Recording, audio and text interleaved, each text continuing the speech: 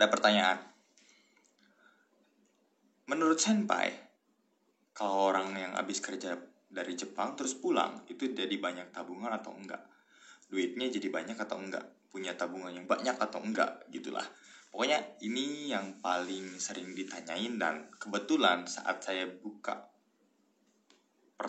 kolom pertanyaan di Instagram, nah ada juga yang nanya ini gitu. Jadi saya menarik nih, kayaknya emang ini harus dibahas gitu. Orang pulang dari Jepang duitnya banyak atau enggak? Orang pulang dari Jepang tabungannya banyak atau enggak? Itu sebenarnya ada dua. Ada yang banyak, ada yang enggak. Bahkan ada yang benar-benar habis gitu. Sebenarnya ini tuh caranya itu ya gimana kita ngatur uangnya aja sih. Uang sebesar apapun kalau misalkan kitanya boros ya habis gitu tuh, nggak bakalan tersisa. Cuman kebanyakan orang pulang dari Jepang itu uang tuh sebenarnya ada ya, jadi siklusnya kayak gini. Orang pulang dari Jepang jadi sultan, uangnya habis, berangkat lagi ke Jepang. Yang kedua, orang pulang dari Jepang tanpa bawa uang karena udah habis di Jepang. Jadi si dua orang ini sebenarnya kesalahannya tuh sama-sama boros. Yang satu boros di Jepang, yang satu borosnya pas udah pulang. Jadi ngerasa duitnya banyak, akhirnya apapun dibeli, beli motor baru, beli mobil baru, yang ternyata motor dan mobil itu tuh nggak bisa buat ngasilin lagi gitu. Sedangkan dia kerjanya udah gitu. Karena dia udah pulang berarti kerjanya udah kan gitu. Nah, ini uniknya ya. Orang yang udah kerja di Jepang pulang jadi sultan, uangnya habis, pasti pengen berangkat lagi. Karena dia bingung mau kemana lagi. Pasti pengen berangkat lagi. Maka dari itu, sekarang ada yang namanya Tokutei Gino. Itu buat ngelanjutin yang tadinya magang 3 tahun, dilanjutin lagi, bisa jadi 5 tahun. Itu sebenarnya fungsi Tokutei Gino tuh buat ngeberangkatin lagi orang yang udah pernah kerja di Jepang. Cuman sekarang Tokutei Gino, SSW itu dipakainya buat orang-orang yang baru pengen ke Jepang gitu biasanya. Nah, si siklus ini biasanya ya, kalau misalkan orang yang borosnya di Indonesia, ya karena dia pas ke Indonesia kaget duitnya banyak. Nah, orang yang boros di Jepang itu biasanya kayak gini awalnya. Awalnya dia tuh ngerasa gajinya itu kecil dibandingkan orang Jepang, dibandingin sama orang Jepang. Gaji pemagang sama gaji orang Jepang ya udah pasti beda lah. Sekarang gaji engineer aja belum tentu sama orang Jepangnya kok. Pasti beda. Apalagi yang magang. Kalian kan di situ tuh magang loh. Kalau magang tuh ya PKL lah istilahnya. Pelatihan kerja. Kalian digaji aja udah wah sebenarnya ya kan. Cuman kan magang itu cuman jadiin nama doang biar gaji kalian kecil sebenarnya. Kerjanya mah sama, bahkan lebih berat kalian mungkin. Tapi ya karena kita berangkatnya lewat magang ya mau gimana lagi, terima-terima aja kan. Makanya sekarang ada Tokutei Gino tuh. Tokutei Gino dia gajinya biasanya lebih besar dari yang magang. Yang lebih kecil ada. Itu. Cuman kalau Tokutei Gino itu kelebihannya kalian bisa pindah kerja walaupun kontraknya belum habis. Kalau kalian mampu buat ganti kerja. Kalau misalnya kalian pengen ganti pekerjaan, otomatis kalian bahasa Jepangnya harus bagus dong. Soalnya kalian kan mau nyari kerjaan sendiri berarti di sana, nggak dicariin sama agen, ya kan? Nah, kalau misalkan uangnya udah dibanding-bandingin sama orang Jepang, itu kebanyakan orang frustasi. Aduh, gaji gue kecil banget, orang Jepang 200.000. Masa gue cuma 100.000? 100.000 yen ya. Orang Jepang bersihnya 200.000, masa gue 100.000? Wah, ini nggak bisa ngumpulin nih. Akhirnya kalian ya udah daripada stres, foya-foya, mabok. Kayak gitu, kebanyakan kayak gitu, jalan-jalan kemana-mana gitu. Ya emang kita ke Jepang tuh bukan cuma buat main, buat jalan-jalan juga, tapi kan adalah teknisnya gitu, Oke. Kebanyakan orang tuh salah nabung sih menurut gue. Kenapa? Soalnya dia nabungnya di bank. Ketika dia ke rumah bisa diambil dong tabungannya, ya kan? Bisa diambil dong uangnya. Waktu saya cuma 6 bulan. 6 bulan. Dan uang bisa sisa 20 juta. Dengan gaji berapa? Tanyain gajinya berapa? 68.000. Karena waktu itu saya internship. Nah, ada yang nanya internship juga nih. Dulu saya internship di hotel, kerjanya sama.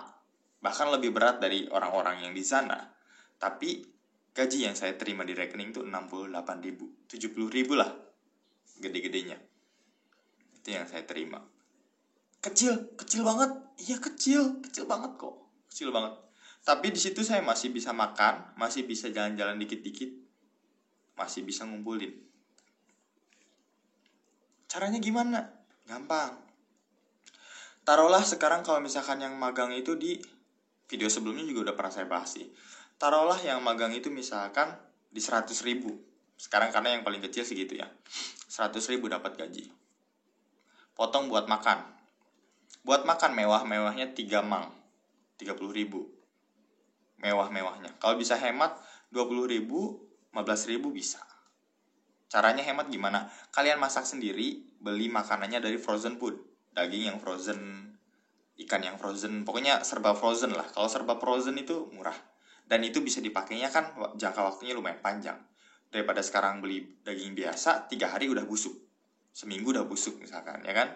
Kalau yang frozen, sebulan, 2 bulan masih oke lah, masih bisa gitu. Sebulan lah. Kalau misalkan kalian kulkas biasa gitu. Nah, 30.000 ya, udah kita ambil yang gedenya aja. Kita makannya di luar misalkan. Sekali makan kan berapa? 500 yen atau 1.000 yen per hari lah hitungannya. 30.000 untuk makan 1 bulan. Oke, situ. Kalau wifi, rumah, gas itu kan udah dipotong dari gaji. Jadi 100.000 itu udah bersih biasanya buat diri kita sendiri aja. Masih sisa 70.000 tuh. 70.000 kalian sisihin buat main kan? Pasti pengen main. Sisihin buat main 10.000. Sisihin buat dana darurat 10.000. Main 10.000, dana darurat 10.000. Gak mungkin juga kan kalian main tiap hari. Misalkan seminggu main kemana, ngabisin paling berapa ribu sih. Atau pengen jalan-jalan keluar kota misalkan. Ya, perhitungannya itu. Pokoknya uang kalian sebulan tuh cuma punya 10.000 buat main. Pokoknya dikunci di situ, jangan sampai lebih. Jangan sampai kalian ngabisin lebih. 10.000. Sisa 50.000 nih. 50.000 ini jangan dikirim semua ke Indonesia. Dibagi dua. Atau dibagi 3 deh. Bagusnya dibagi 3. 20.000-nya kirim ke Indonesia. 20.000-nya kalian investasi. Investasi banyak kan sekarang. Banyak banget. Ada bibit, ada peluang, dan itu udah resmi kan di Indonesia. Kita enak banget, tinggal pencet doang udah bisa investasi, udah bisa beli saham kan di situ. Tinggal pencet aja dan udah kalian nabung. Bahkan ada yang bisa nabung otomatis. Kalau nggak salah pakai saya juga pakai ini, bibit terus pakai Bank Jago. Nah, itu dia bisa otomatis. Jadi tiap bulan kita nabung terus. Kita tinggal isi aja ke banknya dan kita nabung otomatis gitu. Nah, investasi 20.000, kirim ke orang tua misalkan 20.000, 10.000 ini kemana? Ditabungin di bank Jepang. Kenapa? Takutnya kalian sakit atau apa kan kalian punya tabungan nih gitu tuh. Takutnya kalian sakit atau apa kalian punya tabungan 10.000. Jadi sisa uang kalian tuh yang ada di bank tuh nanti 30.000. Buat main 10.000, buat dana darurat 10.000, yang tabungan 10.000, 30.000 tuh. Kalau bulan ini kalian gak main dan dana darurat gak dipakai, berarti bulan depan jadi 60.000 kan?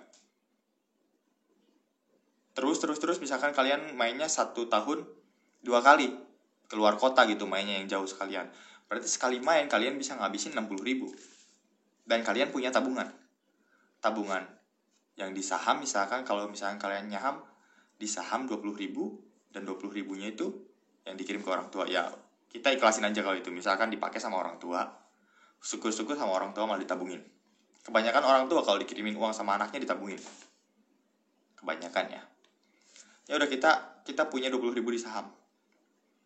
Dan kita punya 10.000 per bulan di tabungan di Jepang. Masih bilang gak bisa ngumpulin. Terus kalau misalkan pulang nanti jadi sultan, uangnya habis di saham. Kalian pasti mikir-mikir kalau mau diambil. Aduh, mau diambil sayang. Apalagi kalau sahamnya lagi turun, misalkan minus. Misalkan dari 30 juta kalian minus 2 atau 3 juta. Daripada diambil mending dibiarin naik dulu kan. Dibiarin naik sampai untung dulu, ya kan. Soalnya saham itu naik turun. Kayak rate Jepang rupiah lah. Kan ada kadang naik, kadang turun, ya itu kayak gitu saham. Jadi kalau misalkan mau beli saham, kita pilih perusahaannya yang bagus aja. Misalkan bank apa gitu. Bank di Indonesia yang terkenal apa. Yang kayak gitu ya. Pokoknya yang jelas-jelas aja. Yang jelas ada perkembangannya gitu. Itu. Kalau saran dari saya, ya nabung. Kalau nabungnya di bank, gampang diambil. Jadi, gampang diambil, gampang juga dipakai. Gampang habis. Tapi kalau kalian nabungnya di saham, kalian tuh mau ngambil pasti mikir-mikir dulu. Aduh sayang nih, lebih baik buat nanti kita pensiun misalkan atau apa gitu. Dengan begitu, dengan kalian bisa hidup dengan uang 30.000 tadi, itu 30.000 kalau habis loh. Kalau kalian bisa ngemat kan masih sisa tuh. Misalnya kalian cuma habis 10.000 sebulan, masih sisa 20.000.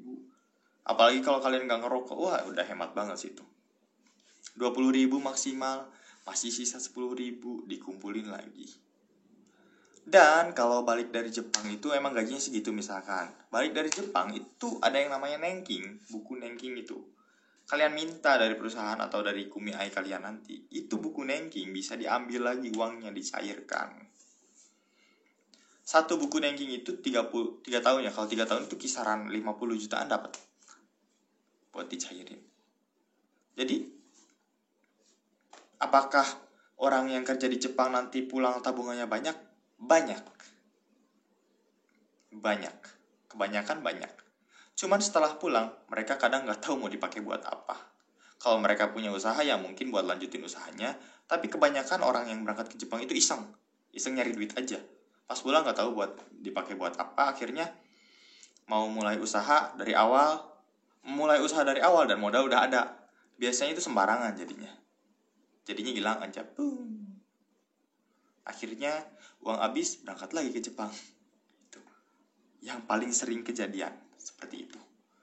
Jadi supaya kalian gak kayak gitu, gak sampai udah kerja, udah 3 tahun dibuang di Jepang itu waktunya, tapi pas pulang kalian gak punya apa-apa gitu. Jangan sampai kayak gitu. Mulai berinvestasi, mulai nabung dari sekarang menurut saya. Itu yang paling bagus. Kenapa enggak kan, kalau bisa dari kecil-kecilan. Kalau misalkan ada lagi yang ditanyain, boleh ditanyain di sini. Atau misalkan kalau saya open pertanyaan lagi di Instagram. Follow aja Instagramnya. Oke. Bye-bye. Semoga membantu.